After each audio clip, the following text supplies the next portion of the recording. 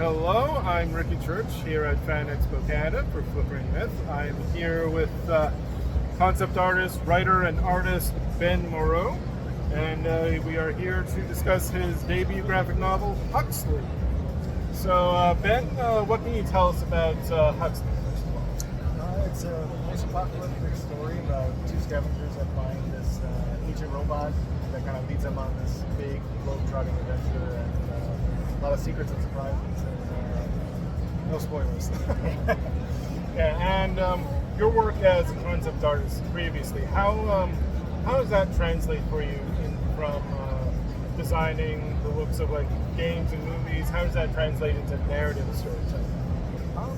I think a lot of this because I worked with some of the biggest, some of my heroes, like directors and storytellers. So a lot of it for me was I wanted to see how they did it first, so that hopefully I could do it for myself someday. But it's a lot of it was just educational to see how they handled stories, how they did this. Oh, I would have done it this way, but I'm just learning. And when I do get a chance to do it myself, I can hopefully do something that I think is really cool, special, and unique. What kind of were you inspired by any like sci-fi movies or tales for this? Because there's a lot of like you said, post-apocalyptic. There's a lot of talk of AI, cloning, all that kind of crazy hi-fi science and fantasy. That hi-fi, you know what I mean? Yeah, I think a lot of it. Growing up, I was super grew up on. We can't avoid Star Wars and all these things.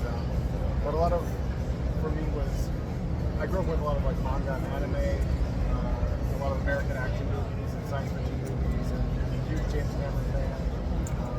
So it really is a melting pot of all my influences, and a lot of European graphic novels. A huge Mobius and like heavy metal fan.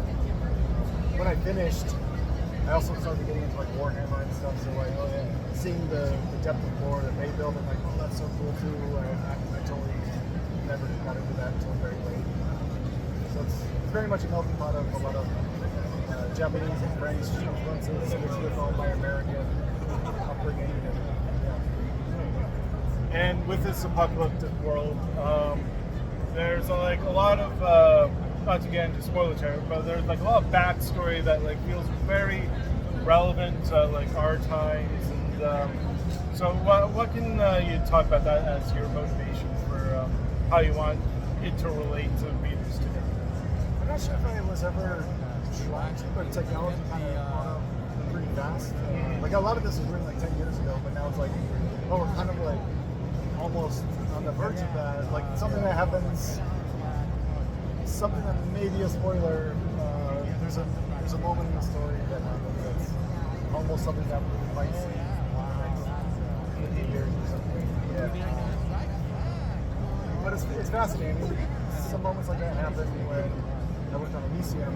We were trying to imagine all those like science fiction futuristic robots, and now some of them I'm seeing are like walking around now. Or it's like that was pure science fiction 10 years ago, and now it's like it's very funny watching like example like the original Star Trek, and like like face cameras. That's not going to be a thing. Now it's a thing. So like 2001, like a screen where you can talk to someone.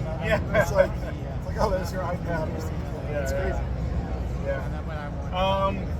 And with the robot Huxley, like he's very like along with the other two characters, they're very like literally like new to the world. They don't know much about it very much.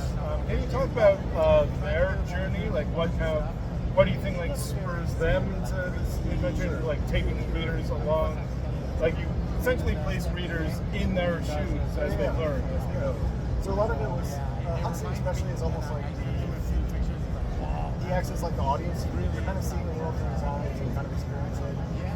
Max and Kai I tried to make a little like a buddy cop kind of setup, like the old grizzled soldier and the young kind of like recruit that wants to be like big shot. So we tried to play a little bit of that dynamic where they're a little stuck in their world where this is the way the world is. They've kind of accepted it. But Huxley to them is almost like a way out. Like if we can sell this robot, or maybe it's got like a It knows the location of this thing that's basically like a lost treasure, and then we can buy our freedom or change our lives. So their motivations are a little more simple at the start, but they see that Huxley is much more than they expected. That kind of swept along. And with your previous career as a concept artist, you've worked on some big movies, like you mentioned Elysium. You did things like The Hobbits and Halo Infinite.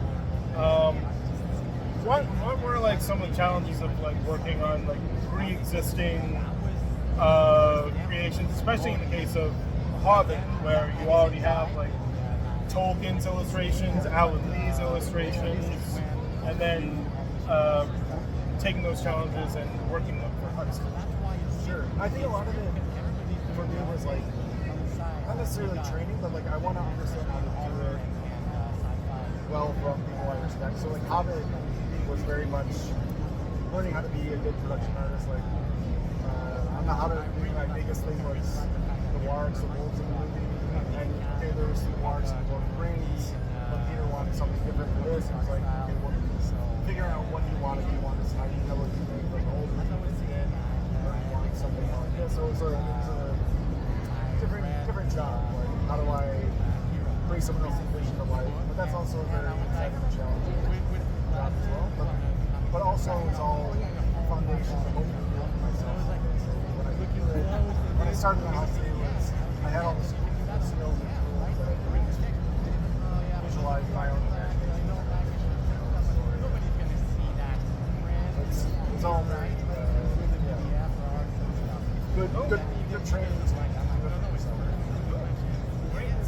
All right, well, I really enjoyed the story. It's really cool. So, yeah, Huxley by Ben Mauro. Pick it up if you love sci-fi tales.